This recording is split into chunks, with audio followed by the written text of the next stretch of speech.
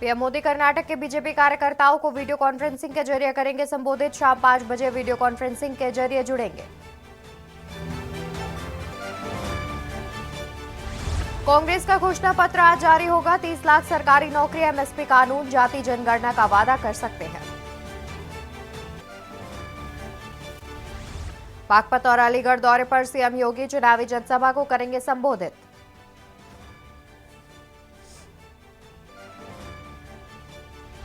अलविदा की नमाज आज देश भर में अलविदा की नमाज की तैयारियों को लेकर प्रशासन ने कसी कमर।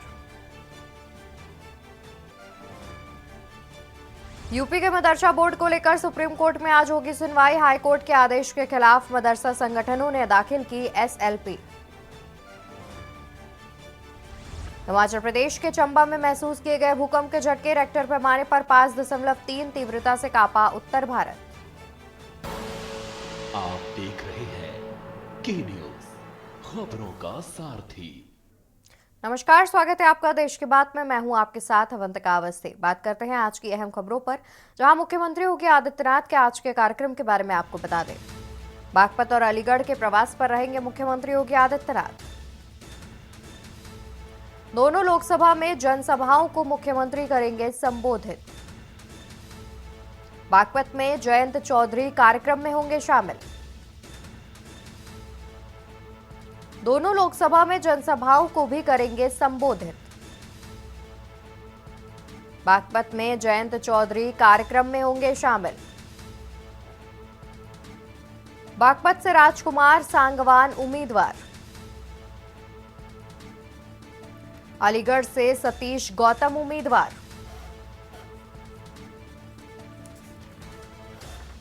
सीएम योगी आदित्यनाथ के आज के कार्यक्रम के बारे में हम आपको बता दें, जहां पर आज मुख्यमंत्री योगी आदित्यनाथ बागपत और अलीगढ़ के प्रवास पर रहेंगे।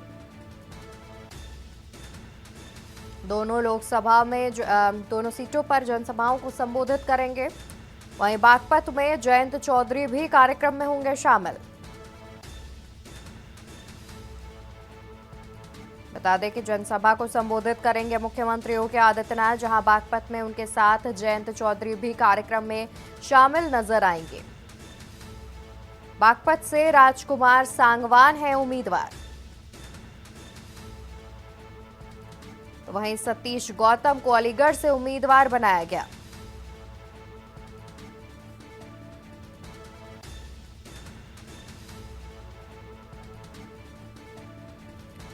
बागपत और अलीगढ़ के प्रवास पर मुख्यमंत्री योगी आदित्यनाथ, अहम खबर हम आपको बता रहे हैं, जहां पर दोनों लोकसभा में जनसभाओं को संबोधित करेंगे। और इसी खबर पर ज्यादा जानकारी के लिए हमारे साथ संवाददाता कुलदीप पंडित जुड़े हुए हैं। कुलदीप, देखा जाए तो आज मुख्यमंत्री बागपत और अलीगढ़ दौरे पर हैं। बागपत भी पहुंचेंगे, जहां पर उन्हें जयंत चौधरी भी उनके कार्यक्रम में शामिल होते हुए नजर आएंगे। अधिक क्या कुछ जानकारी है?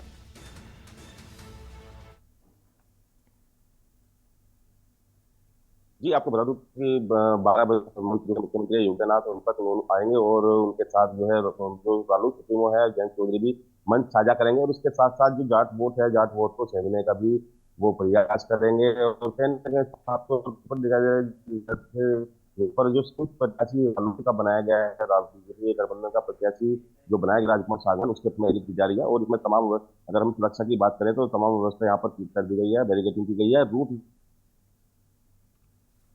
जी है और सो बुरा इसको अहम माना जा रहा है। जी बिल्कुल, यानी कि देखा जाए तो जिस तरीके से आज मुख्यमंत्री पहुंच रहे हैं, तो उनके आगमन से पहले सभी प्रकार की तैयारियां भी कर ली गई हैं। तो वहीं कुलदीप, राजकुमार सांगवान बागपत सीट से उम्मीदवार है और साथ ही जब कार्यक्रम में मुख्यमंत्री पहुंचेंगे, यानी कि जब वो जनता को संबोधित कर रहे होंगे, तो उस दौरान जो है जयंत चौधरी भी उनके साथ शामिल रहेंगे। तो इस पर अगर इस पर बात की जाए तो कैसा रुख देखने को मिल रहा है जनता का? जी, आपको बता दूं कि जिस तरह से अभी दोनों पार्टियों का गठबंधन हुआ है तो कहीं ना कहीं बागपत को जो रालोद का गढ़ भी इसको कहा जाता था और चौधरी चरण सिंह की एक कर्म भूमि है जहाँ से उन्होंने हमेशा से ही चुनाव लड़ा है और सभी सीटें जीती है। लेकिन जी 2014 का जो चुनाव हुआ था उसमें जो भाजपा के सतपाल सिंह थे, जो मुंबई के पूर्व कमिश्नर रहे हैं, वो यहाँ पर जीते थे और जयंत चौधरी भी इस सीट पर चुनाव लड़ रहे थे क्योंकि इनकी एक ऐतिहासिक सीट मानी जाती है बागपत की। तो वहां पर उनको हार का सामना करना पड़ा था। लेकिन इस बार उन्होंने दोनों का गठबंधन हुआ है तो कहीं ना कहीं साफ तौर पर है कि जिस तरह से उन्होंने अपने आप न चुनाव लड़के जयंत चौधरी ने एक राजकुमार सागवान को अपना प्रत्याशी बनाकर यहाँ पर भेजा गया है। लेकिन हालांकि समाजवादी पार्टी ने भी अपना टिकट यहाँ पर बदल दिया है और समाजवादी पार्टी ने अमरपाल शर्मा को यहाँ पर अपना प्रत्याशी बनाकर भेजा है। तो कहीं ना कहीं साफ तौर पर है कि इस बार इस चुनाव में आमने सामने की दोनों की टक्कर होगी। जी। बिल्कुल, यानी कि देखने वाली बात होगी कि इस बार जो है जनता किसे अपना भारी बहुमत दे करके जिताती है। बहुत शुक्रिया आपका ज्यादा जानकारी हमारे दर्शकों तक पहुंचाने के लिए।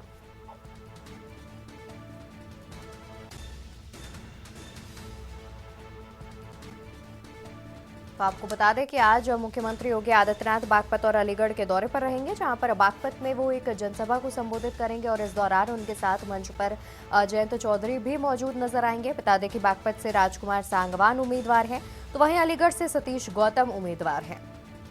और आज मुख्यमंत्री के दो अहम कार्यक्रम हैं। जिस तरीके से लोकसभा चुनाव की तारीखें नजदीक आती जा रही हैं, उससे पहले मुख्यमंत्री के दौरे भी बढ़ गए हैं। बीते दिनों भी वो 3 जनपदों के दौरे पर थे, तो वहीं आज भी वो 2 जनपदों के दौरे पर है। उत्तर प्रदेश के मदरसों को लेकर आज होगी सुनवाई। हाईकोर्ट के आदेश के खिलाफ सुप्रीम कोर्ट में होगी सुनवाई। बता दें कि यूपी में मदरसों को लेकर आज होगी सुनवाई। हाईकोर्ट के आदेश के खिलाफ सुप्रीम कोर्ट में होगी सुनवाई। मदरसा संगठनों ने सुप्रीम कोर्ट में दाखिल की एसएलपी। मदरसा शिक्षा अधिनियम को हाईकोर्ट ने दिया असंवैधानिक करार। हाईकोर्ट के आदेश के खिलाफ सुप्रीम कोर्ट में सुनवाई।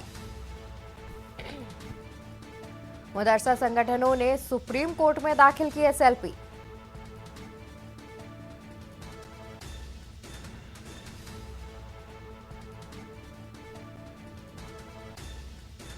मदरसा संगठन जता रहे हैं सुप्रीम कोर्ट से राहत की उम्मीद।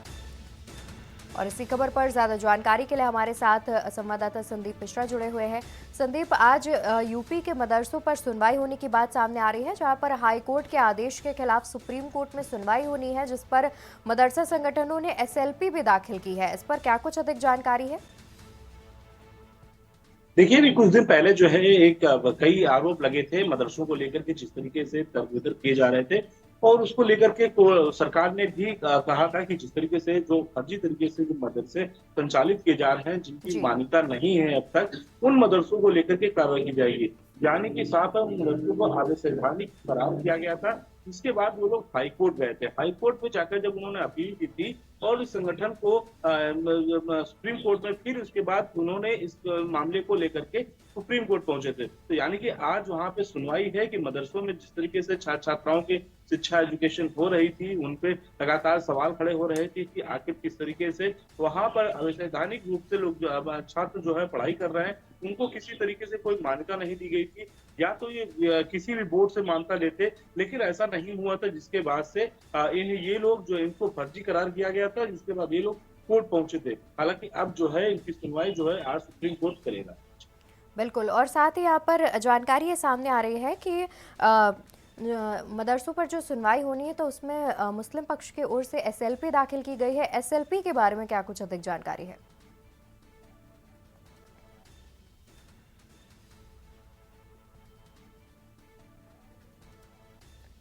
संदीप, ये जानना चाहेंगे कि मदरसों की तरफ से सुप्रीम कोर्ट में एक एसएलपी दाखिल की गई है, तो एसएलपी के बारे में क्या कुछ अधिक जानकारी है जो आप दर्शकों तक पहुंचाना चाहें? देखिए, एक एसएलपी अगर हम बात करते हैं तो एक तरफ देखा जाए तो वो एक कोर्ट की तरफ से एक एसएलपी होता है कि एक अपने तथ्य होते हैं, उन तथ्यों को किस तरीके से प्रस्तुत करते हैं। तो साफ तौर पे जो आरोप लगे थे मदरसों को लेकर के, वहां पर जब कोर्ट पहुंचे थे तो उसके बाद से रिपोर्ट जो है वो देने की बात कही गई थी। तो माना जा रहा है कि जिस तरीके से कोर्ट में एसएलपी को लेकर के अब पूरी तरीके से रखा जाएगा, तो कई बिंदु होंगे उस एसएलपी के माध्यम से जो कोर्ट को बताने का प्रयास करेंगे कि आखिर ये मामला चल क्या रहा है और किस तरीके से हाईकोर्ट ने जो है इसको खारिज कर दिया। तो अगर अब सुनवाई होगी सुप्रीम कोर्ट में, तो बहुत से ऐसे तथ्य होंगे जो प्रस्तुत किए जाएंगे। बिल्कुल, यानी कि देखा जाए तो कहीं ना कहीं ये मामला बेहद अहम माना जा रहा है और कहीं ना कहीं मदरसा संगठन जो है वो सुप्रीम कोर्ट से राहत की उम्मीद भी जता रहे हैं। देखने वाली बात होगी कि सुप्रीम कोर्ट से उन्हें राहत मिलती है कि नहीं। बहुत शुक्रिया आपका ज्यादा जानकारी दर्शकों तक पहुंचाने के लिए। तो आपको बता दें कि हाईकोर्ट के आदेश के खिलाफ सुप्रीम कोर्ट में आज सुनवाई होनी है। मदरसा संगठन ने एसएलपी दाखिल की है सुप्रीम कोर्ट में और देखने वाली बात होगी कि क्या सुप्रीम कोर्ट से मदरसा संगठनों को राहत मिलती है कि नहीं। मदरसा शिक्षा अधिनियम को हाईकोर्ट ने असंवैधानिक करार दिया था, जिसके बाद मदरसा संगठन ने सुप्रीम कोर्ट का दरवाजा खटखटाया और अब वो सुप्रीम कोर्ट से राहत की उम्मीद जता रहे हैं। तो वहीं बता दें कि अलविदा की नमाज आज और अलविदा की नमाज को लेकर तैयारियां की गई पूरी। अलविदा की नमाज को लेकर तैयारियां पूरी। ईदगाह में नमाज को लेकर तैयारियां हुई पूरी। 12:45 पर ईदगाह में होगी अलविदा की नमाज।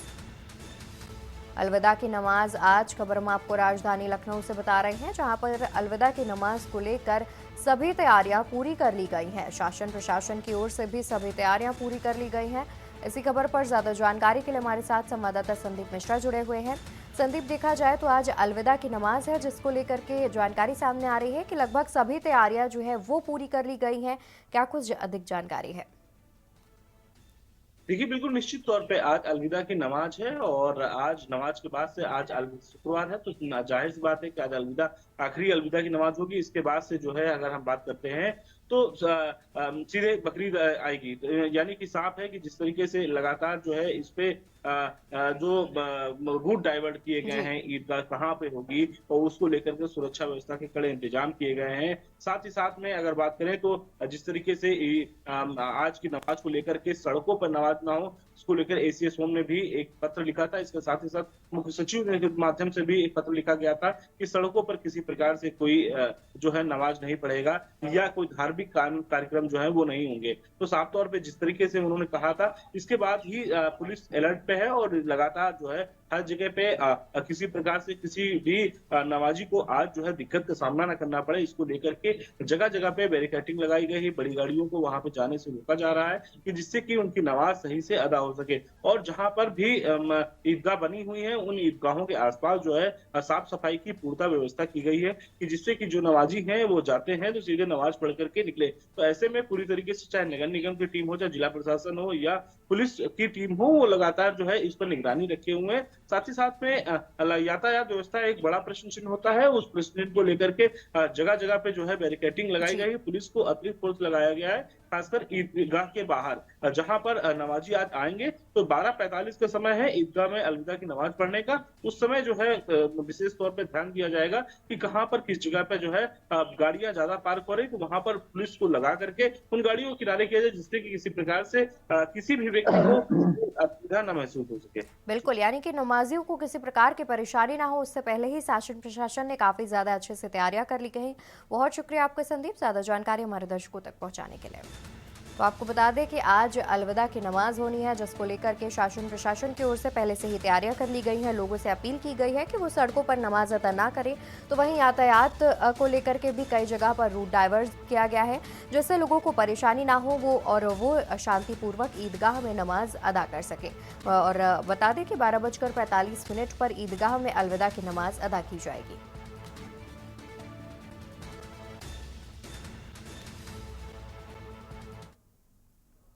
ईद और अलविदा जुमे को लेकर अहम मीटिंग, पुलिस के साथ धर्म गुरुओं की हुई अहम मीटिंग। खबर राजधानी लखनऊ से, जहां पर पुलिस के साथ धर्म गुरुओं की हुई अहम मीटिंग।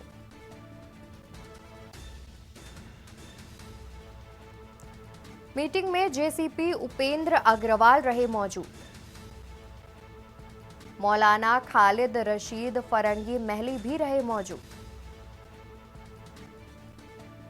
मीटिंग में जेसीपी उपेंद्र अग्रवाल रहे मौजूद। मौलाना खालिद रशीद फरंगी महली रहे मौजूद।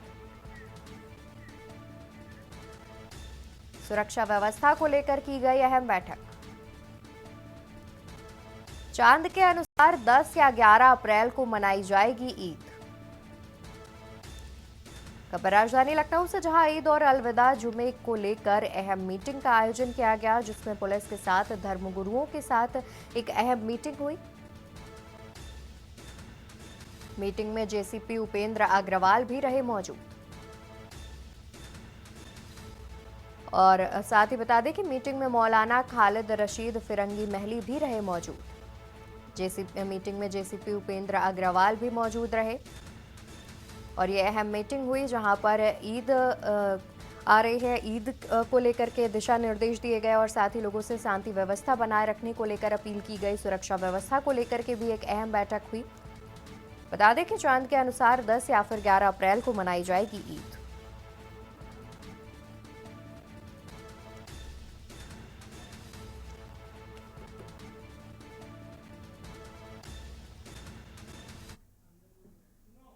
तो वही खबर आपको बंदायूं से बता देते हैं जहां पर बीजेपी प्रत्याशी दुर्विजय सिंह की सभा में हुई फायरिंग। बीजेपी प्रत्याशी दुर्विजय सिंह की सभा में हुई फायरिंग। बीजेपी प्रत्याशी ने सभा में फायर ना करने की अपील। फायरिंग ना करने की अपील का वीडियो भी हुआ वायरल। बता दें कि फायरिंग ना करने की अपील का वीडियो वायरल हुआ जहां पर उन्होंने कहा कि फायरिंग मत करो, फायरिंग का समय गया। सहसवान में चल रही थी दुर्विजय सिंह की सभा। मैं आपसे कहना चाहता हूं, ये चुनाव देश में मोदी को प्रधानमंत्री बनाने का चुनाव है। जब आप प्रधानमंत्री बनाना चाहते हो, बनाने के पीछे वैसे बहुत सारे कारण हैं, लेकिन मैं एक बात सिर्फ कहना चाहूंगा, केवल उसके बाद ज्यादा बात नहीं कहूंगा मोदी जी के बारे में। मोदी जी भी सामान्य गरीबी से भैया फायर मत करो, मैंने कहा फायर करने की जरूरत नहीं पड़ेगी, अब चिंता मत करो। फायरों को बिल्कुल बंद हो गए और आगे भी बंद हो जाएंगे। मोदी जी के बारे में सिर्फ मैं इतना कहना चाहता हूं। और जिस तरीके से आपने उनका बयान सुना और बयान देने के समय पर फायरिंग भी हुई जहां पर उन्होंने अपील की कि फायरिंग ना की जाए, फायरिंग का समय गया। इसी खबर पर ज्यादा जानकारी के लिए हमारे साथ संवाददाता रितेश चौहान भी जुड़े हुए हैं। रितेश, देखा जाए तो जिस तरीके से सभा हो रही थी उस दौरान फायरिंग की गई है, आचार संहिता लगी हुई है, उसके बावजूद फायरिंग का एक मामला सामने आया है। क्या अभी तक जिसने फायरिंग की है उसकी जानकारी मिल पाई है, उस पर कोई एक्शन लिया गया हो अभी तक? देखिए बिल्कुल मैं आपको बता दूं, यहाँ पर जो पूरा मामला है बदायूं के सहसवान क्षेत्र का, यहाँ पर दुर्विजय सिंह साक्षी जो बीजेपी सदर लोकसभा से प्रत्याशी बनाए गए हैं, हालांकि इस मामले अभी तक कोई जिसने फायर किया था उस पर कोई कार्रवाई नहीं हुई है। और बड़ा सवाल ये है कि इसमें बीजेपी जो है अपना पल्ला झाड़ रही है। आशीष साक्षी जो मीडिया प्रभारी है भाजपा के, उन्होंने बयान जारी किया है। उन्होंने कहा है कि वहां पर फायर नहीं किया गया था। वहां पर जो थे आतिशबाजी, ढोल नगाड़े बजाए जा रहे थे। पहली बार वो स्टार प्रचारक बनने के बाद स्टार प्रचारक बनाया भाजपा ने उन्हें, इसीलिए वो सहसवान से गुजर रहे थे तो कार्यकर्ताओं ने उनका ढोल नगाड़े और आतिशबाजी के साथ स्वागत किया था। लेकिन बड़ा सवाल ये खड़ा होता है, अगर फायर नहीं किया है तो प्रत्याशी खुद अपने आप से अपील कर रहा है कि फायर मत कीजिए, फायर करने का समय नहीं है। कहीं ना कहीं बड़ा सवाल खड़ा होता है और इससे साफ जाहिर होता है कि दूसरी पार्टियों पर, अन्य विपक्षियों पर भी जमकर निशाना साध रहे थे, क्योंकि उन्होंने अपनी जो वायरल वीडियो है उसमें कहा जा रहा है, प्रत्याशी साफ साफ कह रहे हैं कि अभी फायर करने का समय नहीं है, फायर करने का समय निकल चुका है। जी बिल्कुल। और वहीं रितेश, देखा जाए तो प्रत्याशी ने खुद कहा कि फायरिंग मत करो, तो इससे साफ जाहिर होता है कि फायरिंग की गई है। एक और देखा जाए तो जिस तरीके से लोकसभा चुनाव की तारीखों के बाद आचार संहिता लग गई थी, तो क्या जो फायरिंग की गई है स्पष्ट हो पाया है कि वो लाइसेंसी बंदूक से की गई है? अगर लाइसेंसी बंदूक से की गई है तो फिर अभी तक जमा क्यों नहीं हुई? और अगर अवैध बंदूक से की गई है तो कुछ कार्रवाई क्यों नहीं की गई अभी भी प्रशासन के द्वारा? देखिए सबसे बड़ी बात है ये कि स्टार प्रचारक थे बीजेपी के दुर्विजय सिंह साक्य और भारतीय जनता पार्टी बदायूं से लोकसभा प्रत्याशी भी हैं। हालांकि इस मामले में उन्हें पुलिस के अधिकारियों से बात करनी चाहिए। फिलहाल उनका कोई बयान सामने नहीं आया और कार्रवाई की तो बात, कार्रवाई तो बिल्कुल की नहीं गई, क्योंकि इसमें जो पूरा मामले का निष्कर्ष निकल के आया उसमें मीडिया प्रभारी जो है भारतीय जनता पार्टी को, उन्होंने बताया कि वह ढोल नगाड़े और आतिशबाजी की आवाज थी। लेकिन आचार संहिता में आतिशबाजी भी चलाना एक कानूनी तौर पर गुनाह है और आतिशबाजी भी नहीं चला सकते हैं। लेकिन वहां पर अगर स्पष्ट तौर पर देखा जाए तो बीजेपी कार्यकर्ता और बीजेपी तमाम हजूम था, लेकिन ये अभी तक स्पष्ट नहीं हो पाया कि वो बंदूक लाइसेंसी थी या फिर अवैध असला था। जी बिल्कुल। और बीजेपी प्रत्याशी दुर्विजय सिंह की सभा में फायरिंग हुई है और उन्होंने ये भी कहा कि फायरिंग मत करो, अभी फायरिंग का समय गया। तो क्या इसके बाद जब ये मामला सबके संज्ञान में आया, मीडिया में आया, उसके बाद उनका कोई बयान सामने आया हो?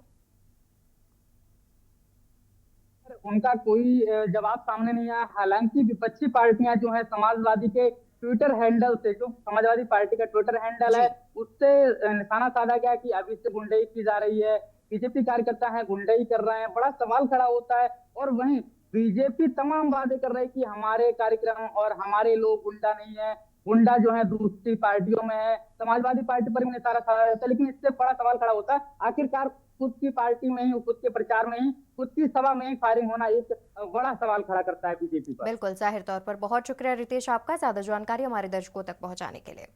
तो जानकारी आपको दे दें कि बीजेपी प्रत्याशी सहसवान में एक सभा को संबोधित कर रहे थे। दुर्विजय सिंह जो बीजेपी प्रत्याशी हैं वो एक सभा को संबोधित कर रहे थे, जिस दौरान फायरिंग की गई और उन्होंने मंच से कहा कि फायरिंग मत करो, फायरिंग करने का समय अब गया।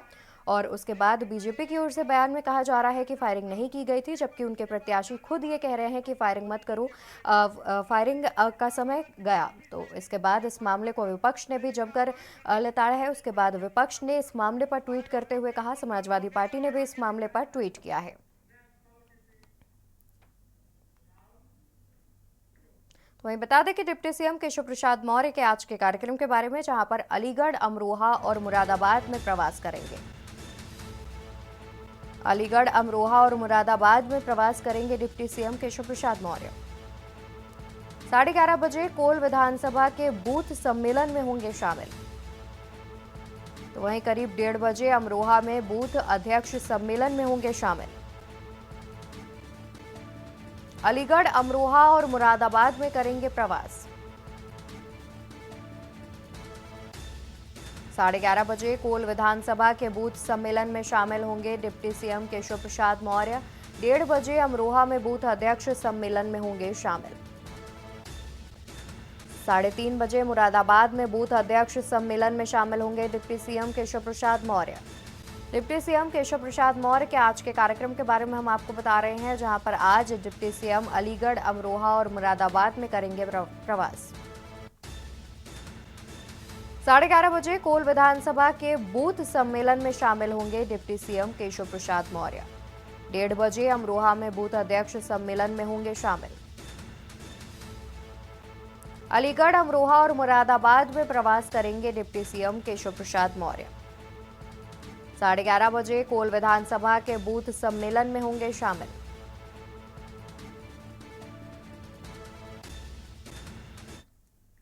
खबर राजधानी लखनऊ से, जहां पर दादा मियां की दरगाह पर हुआ रोजा इफ्तार। बड़ी तादाद में रोजादारों ने इफ्तार में की शिरकत। रोजा इफ्तार में सपा नेता शिवपाल यादव भी हुए शामिल। बड़ी तादाद में रोजेदारों ने इफ्तार में की शिरकत। रोजा इफ्तार में सपा नेता शिवपाल यादव हुए शामिल। टीले वाली मस्जिद के इमाम मौलाना फजले मन्नान रहे। बड़ी तादाद में रोजेदारों ने इफ्तार में की शिरकत। रोजा इफ्तार में सपा नेता शिवपाल यादव हुए शामिल। टीले वाली मस्जिद के इमाम मौलाना फजले मन्नान भी रहे शामिल।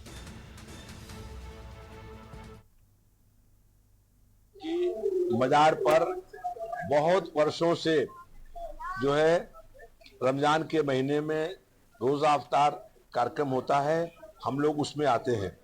और यहाँ पर रोजा अफ्तार कार्यक्रम में हिंदू भी आते हैं, मुसलमान भी आते हैं। और इस ऐसे कार्यक्रमों से आपसी भाईचारा और आपसी प्रेम मोहब्बत बढ़ती है। और हम लोग भी हर वर्ष यहाँ पर आते हैं और यहाँ संदेश जाता है पूरे देश में जो है भाईचारा मजबूत करना है, आपसी एकता मजबूत करनी है, मोहब्बत का पैगाम फैलाने का काम यहाँ से होता है। और दादा मियाँ जब थे तब भी उन्होंने भी जो है अपने पूरे जीवन हिंदू मुस्लिम एकता के लिए, भाईचारे के लिए, मोहब्बत फैलाने के लिए अपना पूरा जीवन उन्होंने काम किया था। आज इस बात की आवश्यकता है कि हम सब लोग जो है दिलों को जोड़ने वाला, मोहब्बत को फैलाने वाला और आपसी भाईचारे को मजबूत करने वाला हम लोग पैगाम फैलाएं। जो पैगाम दादा मियाँ की मजार से यहाँ जो आते हैं, दूर दूर से लोग आते हैं और यहाँ जो मुरादें मांगते हैं उन सब लोगों की मुरादें पूरी होती हैं। और यहाँ रुकेंगे एक छोटे से ब्रेक के लिए, जल्द हाजिर होंगे। से वापस आ गए हैं। बात कर लेते हैं रायबरेली की, जहां पर एम्स में मरीज को पीटने का मामला। बीजेपी नेता के धरने के बाद दर्ज हुई एफआईआर। सुरक्षा कर्मियों ने मरीज से की थी मारपीट। 4 सुरक्षा कर्मियों पर दर्ज हुआ मुकदमा। सुरक्षा कर्मियों ने मरीज से की थी मारपीट। 4 सुरक्षा कर्मियों पर दर्ज हुआ मुकदमा। सुरक्षा कर्मियों ने मरीज से की थी मारपीट। 4 सुरक्षा कर्मियों पर दर्ज हुआ मुकदमा। सेवा प्रदाता एजेंसी को एम्स प्रशासन ने जारी की नोटिस। भदोकर थाना क्षेत्र के मुंशीगंज में स्थित है एम्स। खबर रायबरेली से, जहां पर एम्स में मरीज को पीटने का मामला। बीजेपी नेता के धरने के बाद दर्ज हुआ एफआईआर। सुरक्षा कर्मियों ने मरीज से की थी मारपीट। 4 सुरक्षा कर्मियों पर दर्ज हुआ मुकदमा। सुरक्षा कर्मियों ने मरीज से की थी मारपीट। 4 सुरक्षा कर्मियों पर दर्ज किया गया मुकदमा। खबर हम आपको रायबरेली से बता रहे हैं, जहां पर एम्स में 4 सुरक्षा कर्मियों ने मरीज से मारपीट की थी, जिसके बाद बीजेपी नेता के धरने के बाद इस मामले पर कार्रवाई की गई और 4 सुरक्षा कर्मियों को गिरफ्तार किया गया। भदोकर थाना क्षेत्र में स्थित है रायबरेली एम्स। एम्स में मरीज को पीटने का मामला। खबर हम आपको रायबरेली से बता रहे हैं, जहां पर बीजेपी नेता के धरने के बाद दर्ज हुई एफआईआर।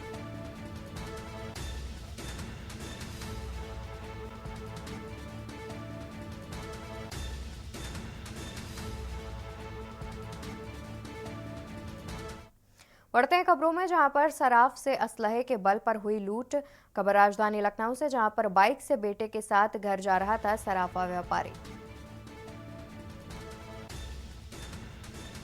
3 बाइक से आए बदमाशों ने दिया वारदात को अंजाम।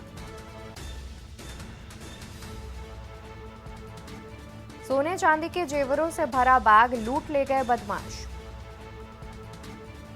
3 बाइक से आए बदमाशों ने दी वारदात को अंजाम। सोने चांदी के जेवरों से भरा बैग लूट ले गए बदमाश। बाइक की चाबी और मोबाइल भी छीन कर ले गए। बंथरा के लोनहा और दरियापुर के बीच की पूरी घटना बताई जा रही है।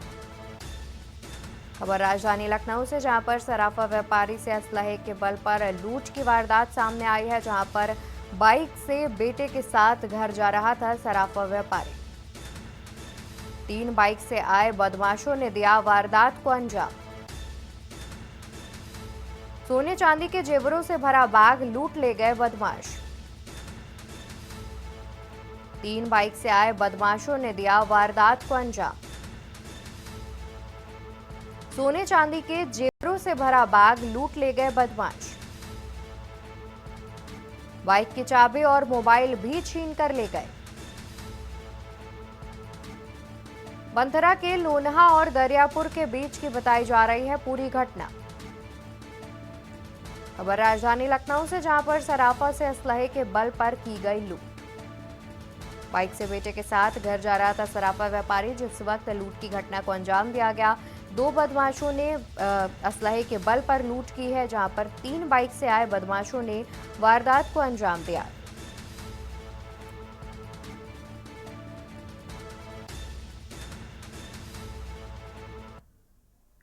खबर राजधानी लखनऊ से, जहां पर राजधानी में तेज रफ्तार का कहर देखने को मिला। खड़े डंपर में पीछे से घुसा तेज रफ्तार ट्रक। खड़े डंपर में पीछे से घुसा तेज रफ्तार ट्रक। केबिन में फंसकर ट्रक ड्राइवर गंभीर रूप से हुआ घायल।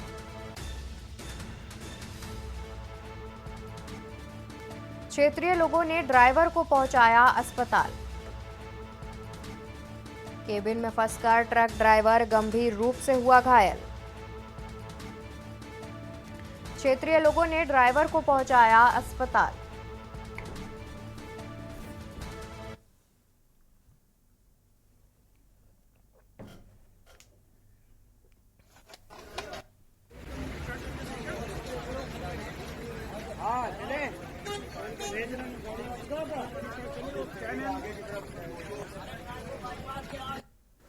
मोहम्मद इरफान। कहाँ रहते हैं?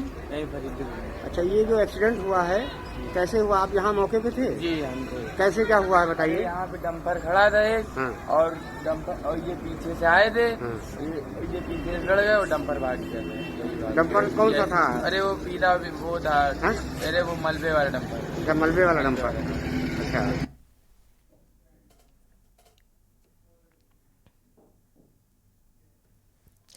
तो वहीं आगे बढ़ते हैं खबरों में। बात करते हैं बहराइच से, जहां पर ट्रक की टक्कर से साइकिल सवार की हुई मौत। घर से बाजार के लिए निकला था मृतक। पुलिस ने शव को पोस्टमार्टम के लिए भेजा। पुलिस ने शव को पोस्टमार्टम के लिए भेजा।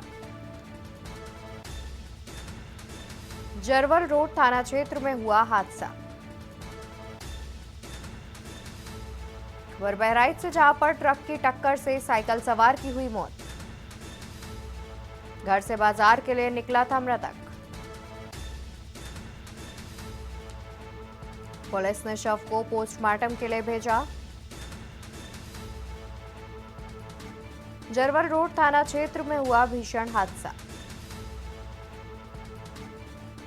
खबर बहराइच से, जहां पर ट्रक की टक्कर से साइकिल सवार की हुई मौत। घर से बाजार के लिए निकला था मृतक। पुलिस ने शव को पोस्टमार्टम के लिए भेजा। जरवल रोड थाना क्षेत्र में हुआ भीषण हादसा। खबर हम आपको बता दें, बहराइच से खबर सामने आ रही है, जहां पर ट्रक की टक्कर से साइकिल सवार की हुई मौत। घर से बाजार के लिए निकला था मृतक, जब ट्रक की टक्कर हुई और साइकिल सवार की मौके पर ही दर्दनाक मौत हो गई। पुलिस ने शव को कब्जे में लेकर पोस्टमार्टम के लिए भेज दिया है। जरवल रोड थाना क्षेत्र में हुआ है भीषण हादसा, जहां पर साइकिल सवार की मौत हो गई। ट्रक की टक्कर लगने से साइकिल सवार युवक की मौत हो गई।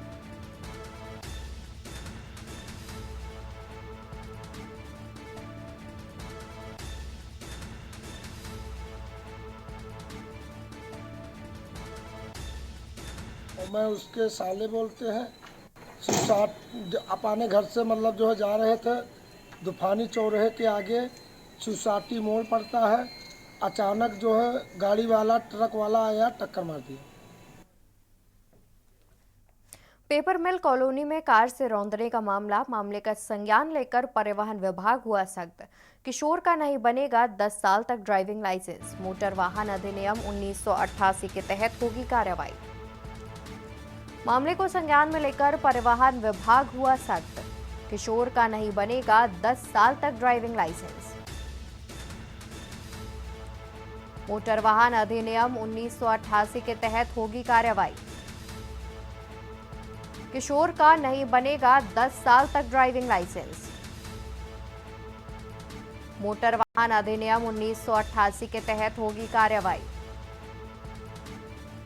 डीएल का आवेदन ऑनलाइन पोर्टल पर भी नहीं होगा स्वीकार। बेकाबू कार ने ली थी 2 महिलाओं की जान।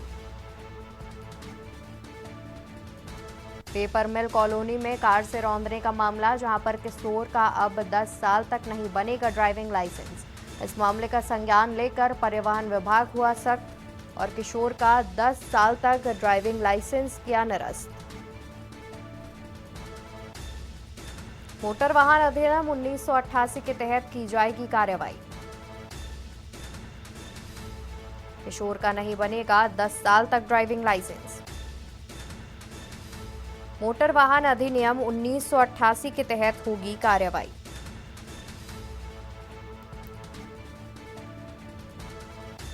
डीएल का आवेदन ऑनलाइन पोर्टल पर भी होगा अस्वीकार।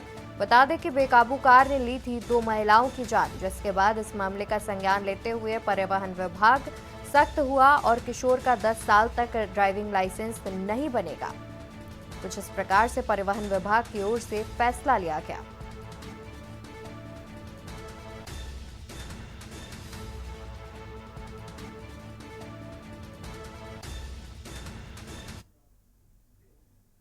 तो वही खबर हम आपको सीतापुर से बता दें, जहां पर 3 साल की मासूम के साथ हुई हैवानियत। 30 साल के युवक ने बच्ची से किया दुष्कर्म। 30 साल के युवक ने बच्ची से किया दुष्कर्म। गन्ने के खेत में ले जाकर बच्ची से किया दुष्कर्म। बच्ची की हालत हुई नाजुक, अस्पताल में भर्ती। खबर सीतापुर से सामने आ रही है, जहां पर 3 साल की मासूम के साथ हैवानियत की गई, जहां 30 साल के युवक ने 3 साल की बच्ची से किया दुष्कर्म। गन्ने के खेत में ले जाकर बच्ची से किया दुष्कर्म। बच्ची की हालत हुई नाजुक, अस्पताल में भर्ती। खबर सीतापुर से, जहां पर 3 साल की मासूम के साथ हुई हैवानियत। 30 साल के युवक ने बच्ची से किया दुष्कर्म। गन्ने के खेत में ले जाकर बच्ची से किया दुष्कर्म। बच्ची की हालत हुई नाजुक, अस्पताल में किया गया भर्ती।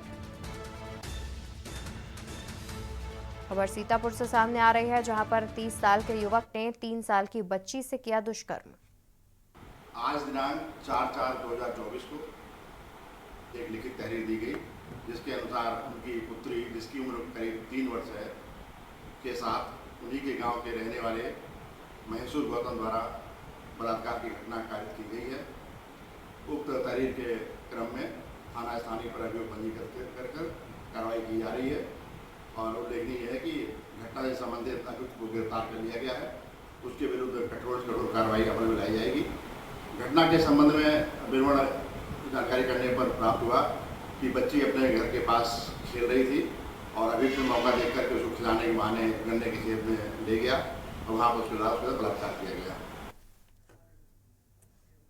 खबर बहराइच से बता दें, जहां पर न्याय के लिए भटक रही बच्चों संग पीड़िता। देवरों पर जबरन घर से निकालने का आरोप। 3 बच्चों संग मंदिर में रहने को मजबूर पीड़िता। डीएम मोनिका रानी से लगाई न्याय की गुहार। खबर सामने आ रही है, जहां पर पीड़िता अपने 3 बच्चों के साथ दर-बदर भटक रही है। देवरों ने घर से निकाल दिया, जिसके बाद मंदिर में रहने को मजबूर नजर आ रही है। डीएम मोनिका रानी से न्याय की गुहार भी लगाई है। पूरा मामला बहराइच से सामने आ रहा है, जहां पर न्याय के लिए भटक रही बच्चों संग पीड़िता। देवरों पर जबरन घर से निकालने का आरोप भी लगा है। 3 बच्चों के साथ मंदिर में रहने को है मजबूर।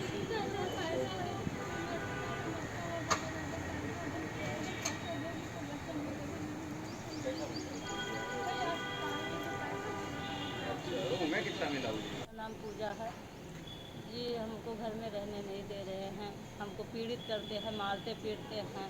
हम अपनी जान बचा के हम भागते फिर रहे हैं। आज हमको 8 महीना हो गए, कहीं स्टेशन पे रह रहे हैं, कहीं मरी माता में रह रहे हैं। आज हम 1 हफ्ता से मरी माता में रह रहे हैं। हमारे देवर हैं, हमको वही सोच रहे कि ये ना रहे, हमको घर में रहने नहीं दे रहे हैं। बस सारा हिस्सा जा सब हड़प के रख लिए हैं।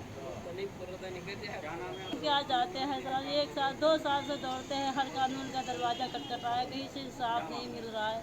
हम ये कह रहे मैडम साहब से कि हमको इंसाफ दिला दे। अगर नहीं दिलाएंगे तो सर हम 5 लोग नदी में, हम अब्दुल्ला घाट नदी में कूद के मर जाएंगे। अब हम नहीं घर जाएंगे दोबारा, हम आपसे नहीं जाएंगे। या हम ये चाहते हैं कि कानून कार्रवाई के साथ हम घर जाएंगे। जब जाएंगे कि कोई हमला करे तो कानून उसकी जिम्मेदार रहे, ये चाहते हैं सर हम। हमारा रानीपुर थाना है, रानीपुर थाना डूब रहा है। रमजान के महीने के आखिरी जुमे के दिन मुस्लिम समाज में अलविदा की नमाज की तैयारियों में बड़ा उत्साह देखा गया। इस्लामिक मान्यताओं के अनुसार इस नमाज में सच्चे दिल से की गई दुआ कबूल होती है। राजधानी के इस्लामिक सेंटर ऑफ इंडिया ने इस खास अवसर पर तैयारियों की शुरुआत कर दी है। अलविदा की नमाज को अदा करने के लिए हर साल की तरह इस बार भी लोग जुमे के दिन बड़ी संख्या में मस्जिदों में इकट्ठा होंगे। इस्लामिक सेंटर ऑफ इंडिया के संस्थापक खालिद राशिद फिरंगी महली ने बताया कि संस्था ने सभी तैयारियां पूरी कर ली हैं और प्रशासन के साथ ही तैयारियों की चर्चा भी हो चुकी है।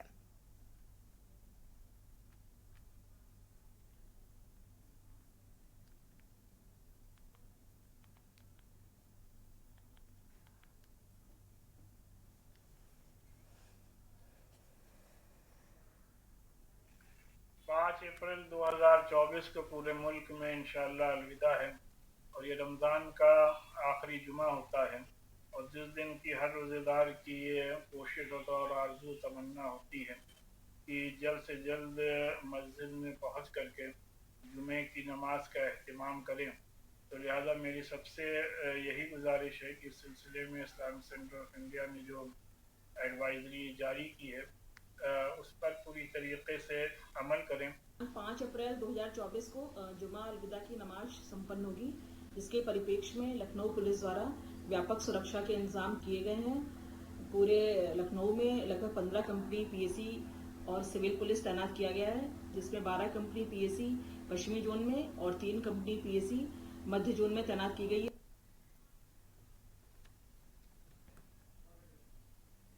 खबर चंडीगढ़ से, जहां पर हिमाचल प्रदेश में भूकंप के झटके हुए महसूस। 9:34 पर झटके महसूस किए गए। हिमाचल प्रदेश में भूकंप के झटके हुए महसूस। 9:34 पर झटके महसूस हुए। रेक्टर पैमाने पर 5.3 तीव्रता से कांपा उत्तर भारत। हिमाचल प्रदेश का चंबा भूकंप का मुख्य केंद्र रहा। बता दें कि हिमाचल प्रदेश में भूकंप के झटके किए गए महसूस। 9:34 पर झटके किए गए महसूस। रेक्टर पैमाने पर 5.3 तीव्रता से कांपा उत्तर भारत। हिमाचल प्रदेश का चंबा रहा भूकंप का मुख्य केंद्र। हिमाचल प्रदेश में भूकंप के झटके किए गए महसूस। अहम जानकारी हम आप तक पहुंचा रहे हैं, जहां पर हिमाचल प्रदेश में भूकंप के झटके महसूस किए गए। 9:34 पर भूकंप के झटके महसूस किए गए, जिनकी तीव्रता रेक्टर पैमाने पर 5.3 मापी गई। हिमाचल प्रदेश का चंबा भूकंप का मुख्य केंद्र रहा।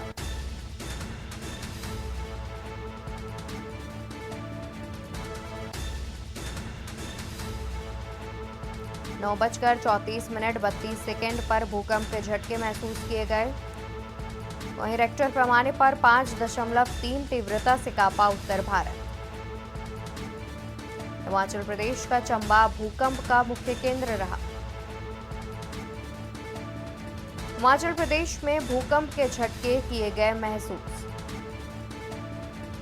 9:34 पर भूकंप के झटके किए गए महसूस। तो वहीं खैरागढ़ में भारी मात्रा में नकली शराब का जखीरा जब्त हुआ। खैरागढ़ के अंतर्गत आने वाले गातापार थाना क्षेत्र में ग्राम मुड़ीपार में कुछ लोग नकली देशी शराब का निर्माण कर फर्जी होलोग्राम लगाकर शासकीय मदिरा दुकान में बिकने वाले शराब बोतल का हूबहू नकल तैयार कर क्षेत्र में बिक्री परिवहन का कार्य कर रहे हैं। लोगों के स्वास्थ्य से खिलवाड़ और सरकार के राजस्व को भी नुकसान पहुंचा रहे थे। मुखबिर की सूचना पर पुलिस अधीक्षक के मार्गदर्शन में थाना प्रभारी गातापार, साइबर सेल के एसीजी की संयुक्त टीम तैयार कर ग्राम मुड़ीपार के लालमाटी मोहल्ले में स्थित नानहू सिन्हा के मकान में गवाहों के साथ दबिश दी गई। मौके पर बरामद अपराध में प्रयुक्त 2 बाइक, 20,000 रुपए सहित 459 का मशरूका जब्त किया गया और मानवीय उपयोग होती अनुपयुक्त देशी मदिरा जब्त की गई।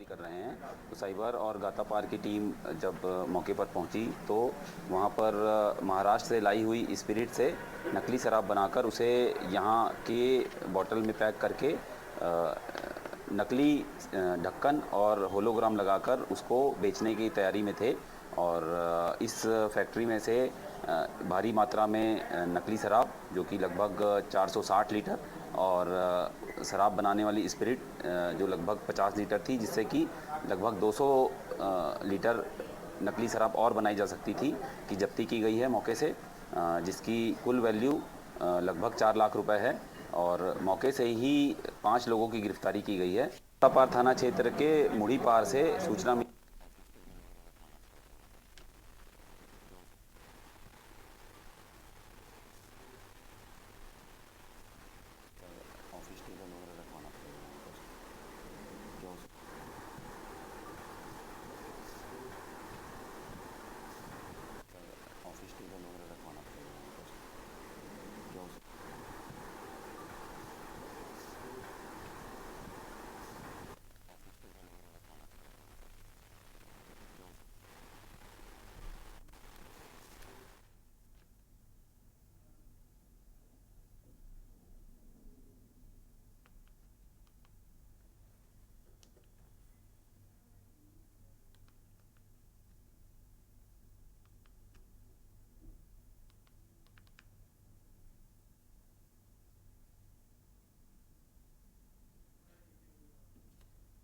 राजनांदगांव लोकसभा से सांसद प्रत्याशी के रूप में बीएसपी से छत्तीसगढ़ प्रदेश उपाध्यक्ष देवलाल सोनवंशी ने सांसद प्रत्याशी के रूप में नामांकन दाखिल किया।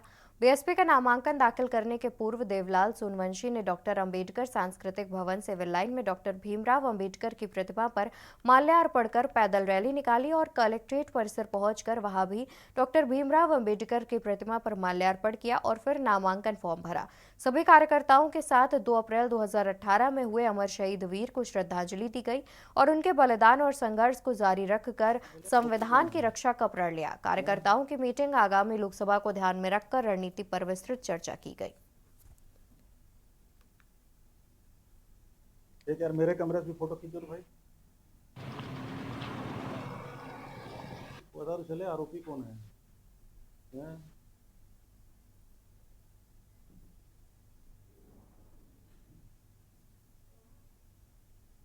एक यार मेरे कमरे से फोटो खींचो भाई,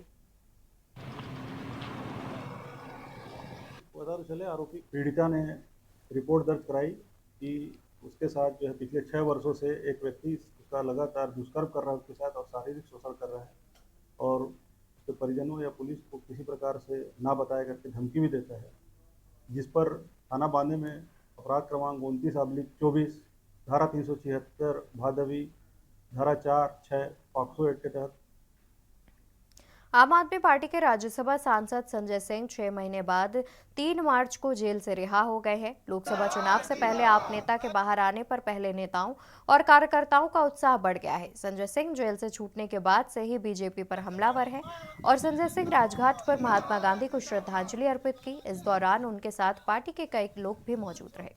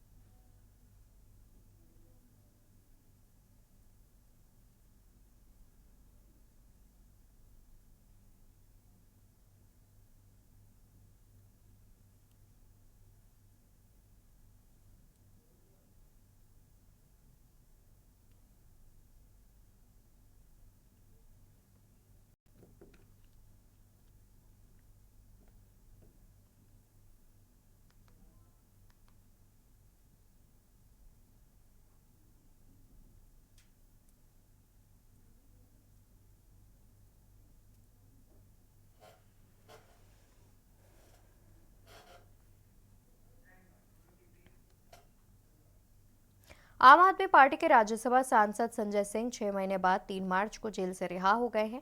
लोकसभा चुनाव से पहले आप नेता के बाहर आने पर पहले नेताओं और कार्यकर्ताओं का उत्साह बढ़ गया है। संजय सिंह जेल से छूटने के बाद से ही बीजेपी पर हमलावर है और गुरुवार को संजय सिंह राजघाट पर महात्मा गांधी को श्रद्धांजलि अर्पित करने पहुंचे। इस दौरान उनके साथ पार्टी के कई नेता भी मौजूद रहे।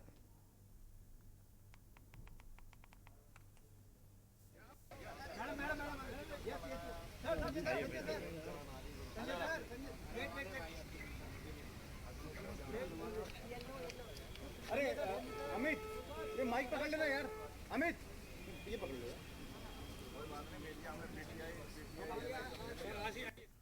इंदौर में एक तरफा प्यार में एक छात्र ने लड़की और उसके रिश्तेदार युवक की गोली मारकर हत्या कर दी, फिर कुछ दूर जाकर खुद भी सुसाइड कर लिया। तीनों की मौके पर मौत हो गई तो वहीं पुलिस ने तीनों के शव पोस्टमार्टम के लिए अस्पताल भेजकर मामले की जांच शुरू कर दी है।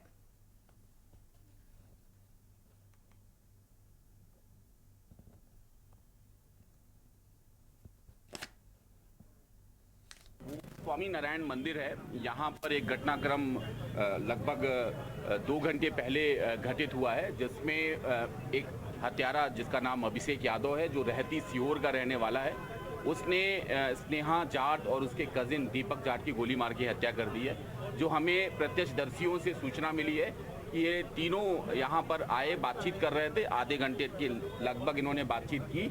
उसके बाद ऐसा घटनाक्रम पैदा हो रहा है कि लड़के ने, अभिषेक यादव जो हत्यारा है, उसने गन निकाली और दोनों को गन डाउन किया, स्नेहा और दीपक जाट को, जिनकी स्पॉट पर ही डेथ हो गई।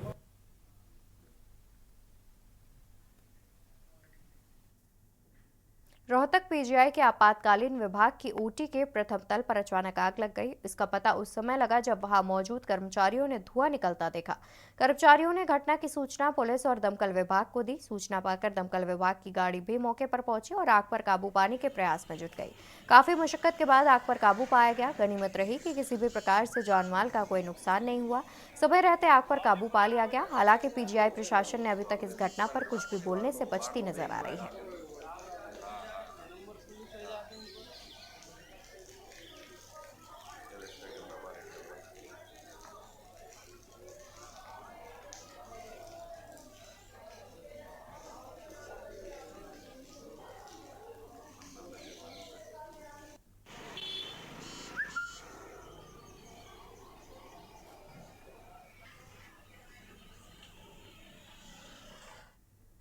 जिला गुरदासपुर के हल्का फतेहगढ़ चूड़िया के अंतर्गत आने वाले गांव काला अफगाना का है, जहां लोगों को विदेश भेजने वाले एजेंट काला अफगाना निवासी सफ़ी मसीह के बेटे अबरून मसीह ने मलकवाल निवासी काली मसीह को 24 दिन पहले 90,000 रुपए लेकर दुबई भेजा था। लेकिन दुबई गए युवक को अभी तक नौकरी नहीं मिल पाई, जिसे लेकर उसके पीछे का परिवार परेशान है।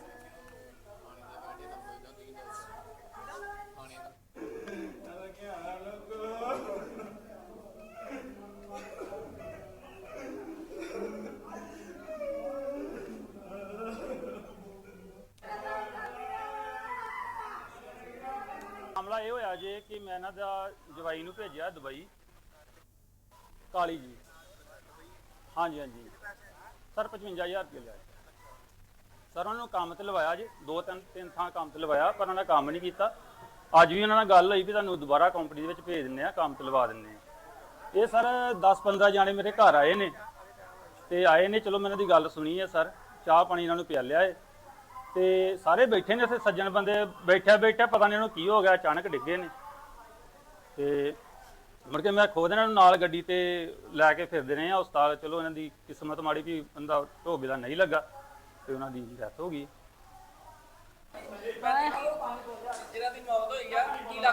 हाए मेरा घर वाला वा, हाए कुछ नहीं, आई इन्हां दे घर आए, एजेंट नूं पहलों 1.5 महीने तो इन्हां ने साडा जवाई बिठा लिया ही उत्थे करके, इत्थे दुबई इन्हें अपने भरा को बाल लिया ही किते।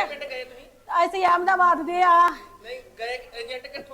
काले बगाने दा, काले बगाने गए ही, एजेंट नूं फोन आई, एजेंट साडा फोन नहीं चुकदा, ब्लैक लिस्ट च नंबर पाया ही ते अहीं घर चल गए। इन्हां ने चाह पिया के ते चाह दे विच इहनूं कुछ देता है, उसे वेले उत्थे डिग गया, खत्म हो गया। सानूं नहीं इन्हां ने दस्सिया, ये आपे हॉस्पिटल चुक के आ गए आ, सानूं इन्हां ने कुछ नहीं दस्सिया। इन्हां ने इन्नी गल कही कि अहीं नहीं पैसे पूरे देने, तुहानूं आपां पैसे पूरे वापस नहीं मोड़ने हैगे। उत्थे दी घटना ये वापरी कि अहीं 5 पीजी आए हाँ, इन्हां दे घर आके बैठे हाँ ते गलबात होण दी, कोई गल ही नहीं ते चाह पींदे बस डिग पे। अहीं ते एजेंट नूं मनदे किवें कि वो टेंशन दे विच बहुत ज़्यादा है। छोटे ब्याजी पैसे दिते उन्होंने 60,000 रुपया, वो भी अपना जिहड़ी अपना निशान सिर आ जिन्हां दी मौत होई आ, इन्हां ने पैसे सारे लाए आ। साडा भरा ही लगदा पिंड चों। देश के बाद में मेरे साथ फिलहाल के लिए बस इतना ही है। बाकी की खबरों के लिए आप देखते रहिए के न्यूज़ इंडिया। नमस्कार।